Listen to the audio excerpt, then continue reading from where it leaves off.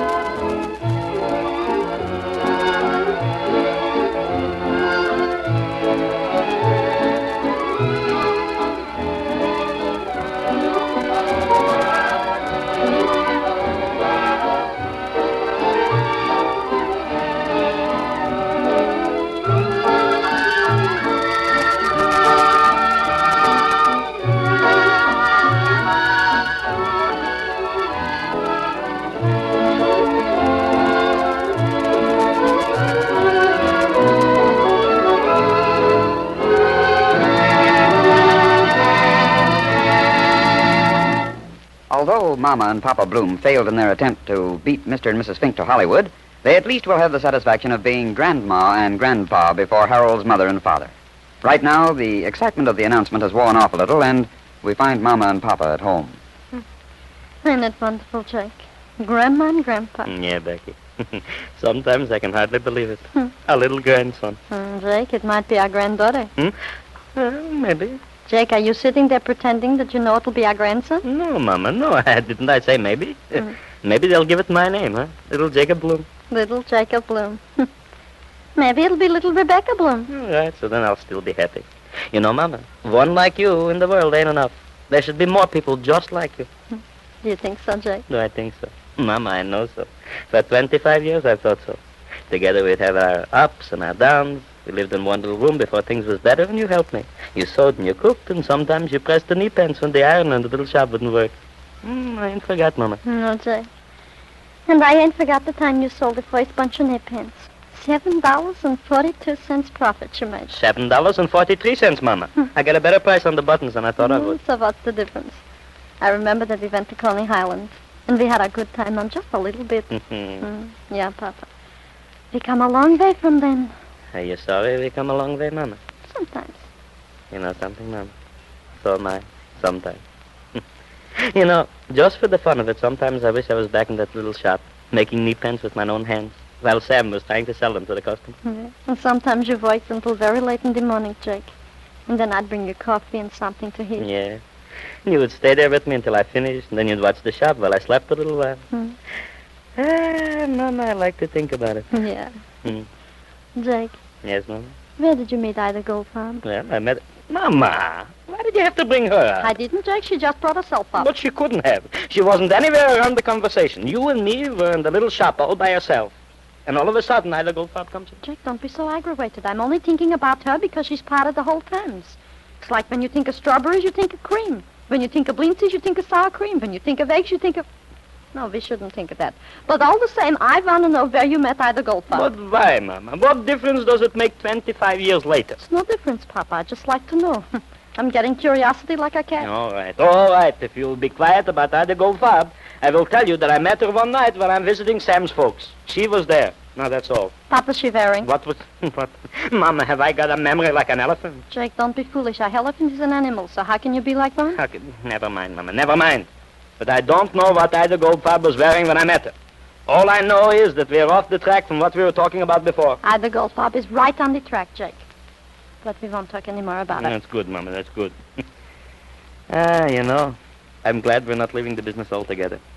Even if it was just a little tiny shop again, I would still like it because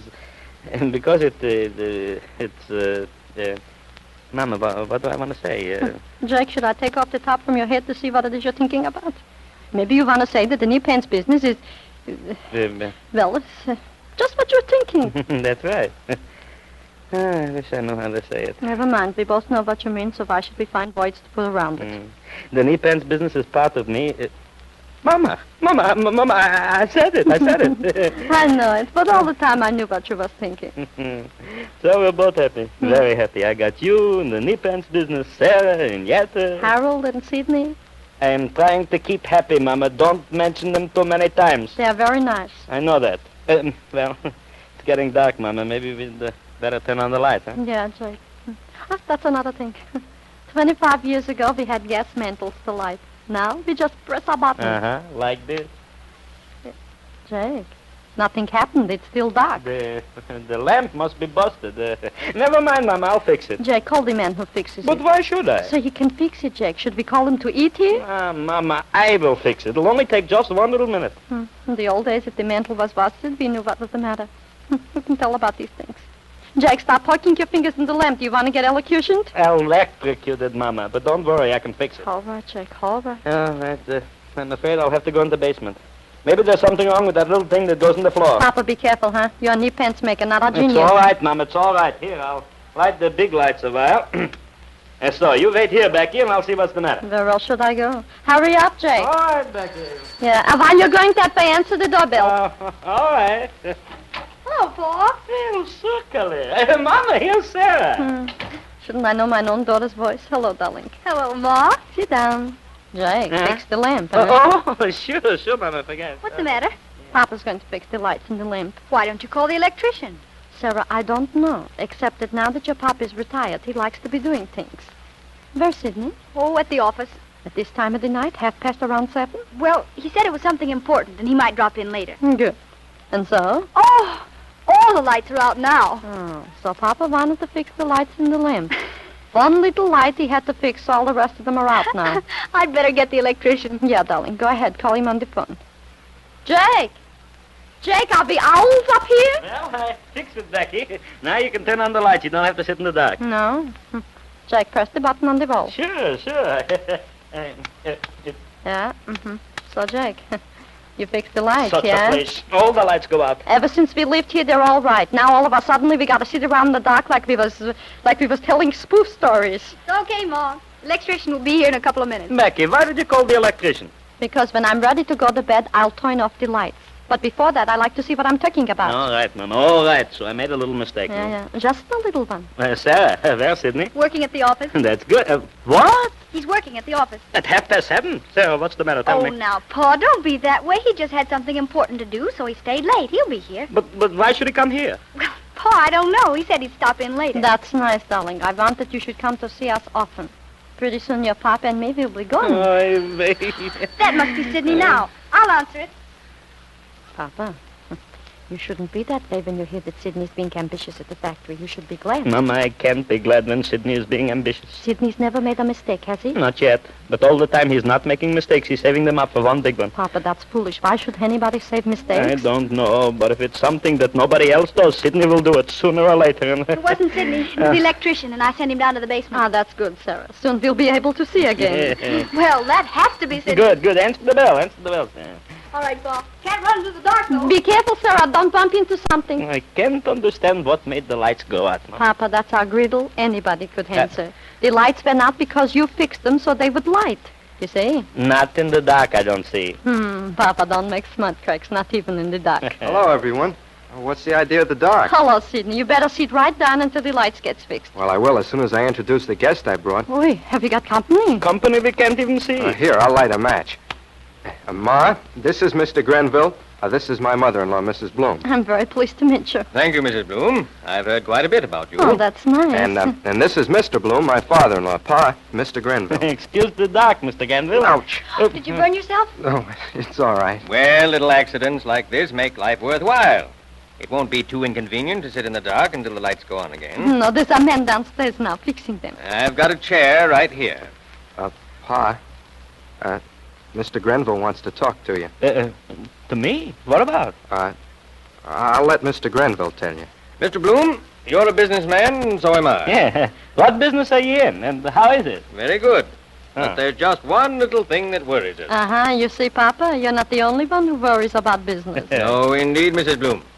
But, Mr. Bloom, I'm going to put my cards right on the table. But you can't reach it from there in the dark. Ma, please. What's the matter? Mama, please, let me handle it. Go ahead, Mr. Gilmer. Go ahead. You're coming to something. I am, and I'll say it right away, Mr. Bloom. I want something you've got. Something I've got. Yes, your factory. You what? That's right, Pa. Mr. Greenville wants to enlarge his factory. He wants to take over ours. No.